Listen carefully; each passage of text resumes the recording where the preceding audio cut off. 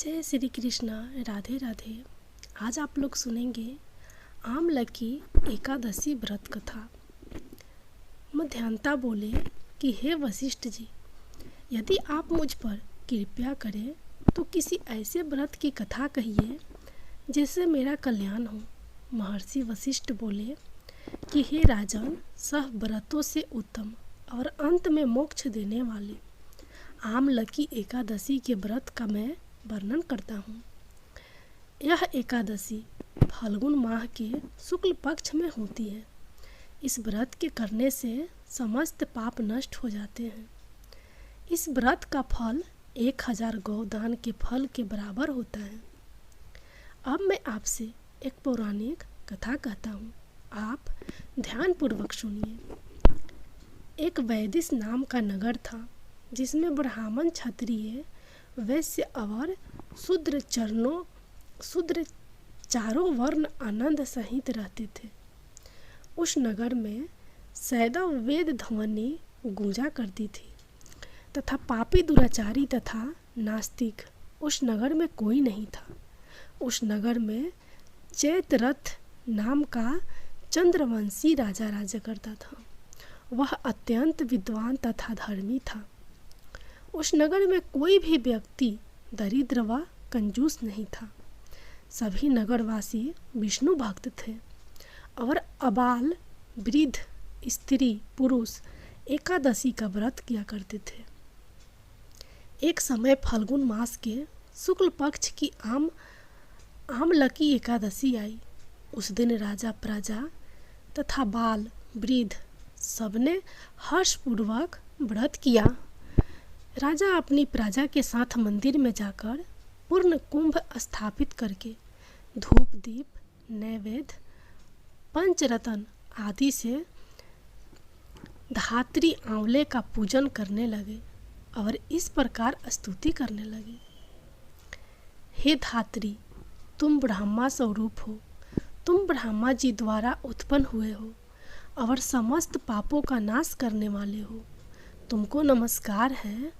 अब तुम मेरा अर्थ स्वीकार करो। तुम श्री रामचंद्र जी द्वारा सम्मानित हो। मैं आपकी प्रार्थना करता हूँ, अतः आप मेरे समस्त पापों का नाश करो। उस मंदिर में सब ने रात्रि को जागरण किया। रात के समय वहाँ एक बहेलिया आया जो अत्यंत पापी और दुराचारी था।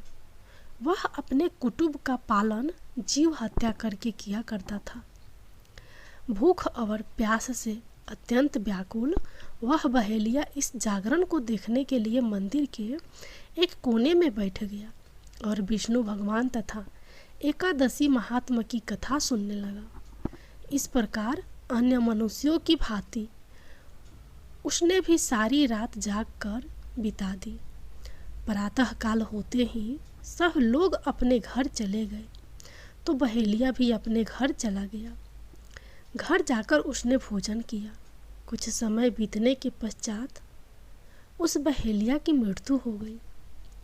मगर उस आमलकी एकादशी के व्रत तथा जागरण से उसने राजा द्वारा विदुरथ के घर जन्म लिया और उनका नाम वसुरथ रखा गया। युवा होने पर वह चतुरंगिनी सेना के सहित तथा धन धान्य से युक्त होकर 10,000 ग्रामों का पालन करने लगा। वह तेज में सूर्य के समान, क्रांति में चंद्रमा के समान, वीरता में भगवान विष्णु के समान और क्षमा में पृथ्वी के समान था। वह अत्यंत धर्मी, सत्यवादी, कर्मवीर और विष्णु भक्त था। वह प्रजा का समान भाव से पालन करता था। दान देना उसका नित्य कर्तव्य था। एक दिन राजा शिकार खेलने के लिए गया।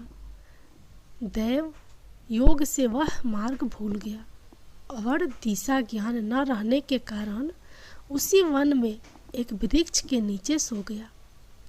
थोड़ी देर बाद पहाड़ी मल्लेच्छ वहाँ पर आ गए और राजा को अकेला देखकर मारो मारो शब्द करते हुए राजा की ओर दौड़े। मल्लेच्छ कहने लगे, कि इसी दुष्ट राजा ने हमारे माता पिता पुत्र पौत्र आदि अनेक संबंधियों को मारा है तथा देश से निकाल दिया है, अतः इसको अवश्य मारना चाहिए। ऐसा कहकर वे मल्लेच्छ उस राजा को मारने दौड़े और अनेक प्रकार के अस्त्र शस्त्र उसके ऊपर फेंके। वे सब अस्त्र शस्त्र राजा के शरीर पर गिरते ही नष्ट हो जाते और उनका वार पुष्प के समान प्रतीत होता।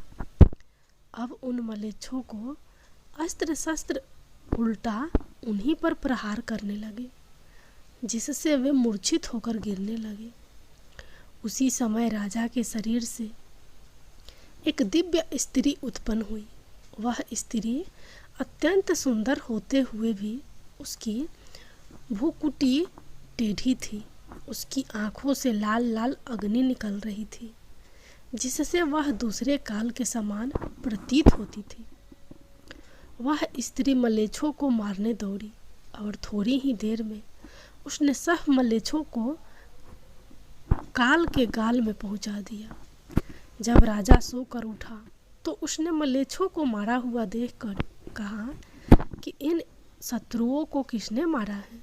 इस वन में मेरा कौन ही तैसी रहता है?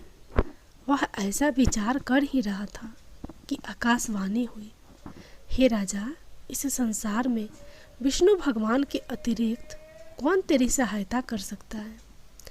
इस आकाशवाणी को सुनकर राजा अपने राज्य में आ गया और सुखपूर्वक राज्य करने लगा। महर्षि वशिष्ठ बोले कि हे राजन, यह आमलकी एकादशी के व्रत का प्रभाव था। जो मनुष्य इस आमलकी एकादशी का व्रत करते हैं वे प्रत्येक कार्य में सफल होते हैं और अंत में विष्णु लोक को जाते हैं।